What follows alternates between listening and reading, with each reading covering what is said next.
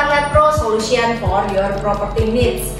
Sudah lama nggak hadir dan kali ini aku hadir spesial buat para newbie ya. Bagi teman-teman yang pengen baru pertama kalinya pengen memiliki satu unit properti.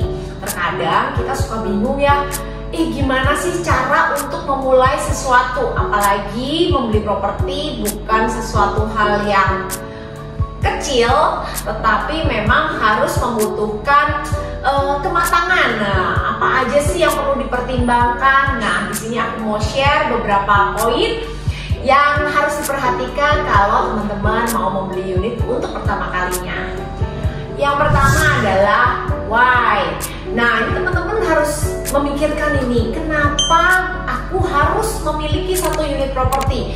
Biasanya buat mahasiswa yang baru lulus ataupun baru pertama kali bekerja, mungkin belum berpikir aku harus memiliki satu unit properti gitu ya. Tetapi biasanya yang sudah mulai berpikir adalah ketika sudah mau mulai menikah gitu ya. Tapi apakah sebenarnya harus orang-orang yang pengen menikah aja baru memiliki unit properti? Ya enggak juga. Tapi ketika teman-teman sudah merasa siap dan aku pengen deh punya satu investasi berupa unit properti, berupa aset, nah di saat itulah teman-teman boleh untuk memikirkan membeli unit properti yang cocok buat teman-teman. Yang kedua adalah what. Nah, dengan begitu banyaknya pilihan unit properti, teman-teman harus menentukan pilihan dulu nih.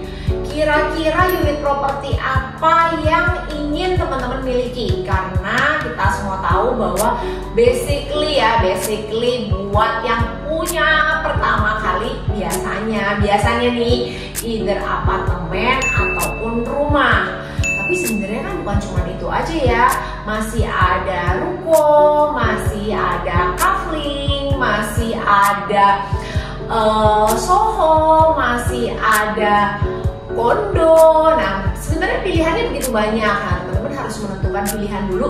Kira-kira properti apa nih yang cocok dan ingin aku miliki untuk pertama kalinya.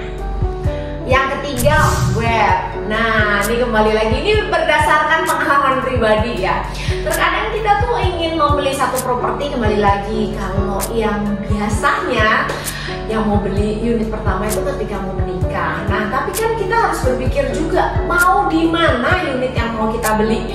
Biasanya nih kembali lagi based on true story ya. Nah, kita ingin membeli rumah yang dekat sama orang tua misalnya, atau dekat di mana tempat kita dibesarkan. Begitu juga mungkin ada beberapa yang baru pertama kali bekerja, terus pengen punya unit dekat kantornya, ya ada juga. Nah, tapi kita tuh harus survei kira-kira lokasi mana yang cocok sama kita, karena lokasi itu menentukan segalanya loh, menentukan aktivitas kita ke depannya. Apakah jarak dari rumah ke kantornya dekat ataupun secara transportasinya mudah. Nah, itu amat sangat mempengaruhi loh. Jangan sampai kita membeli satu unit properti tanpa memikirkan nextnya seperti apa. Terutama kembali lagi buat para pasangan muda, karena kan beli rumah belum tentu setahun sekali ya kita beli. Jadi kan pengennya long term, dimana nanti ketika kita sudah punya anak bisa deket dengan sekolah anaknya juga. Jadi memang benar-benar memikirkan untuk membeli unit properti itu harus sedetail itu.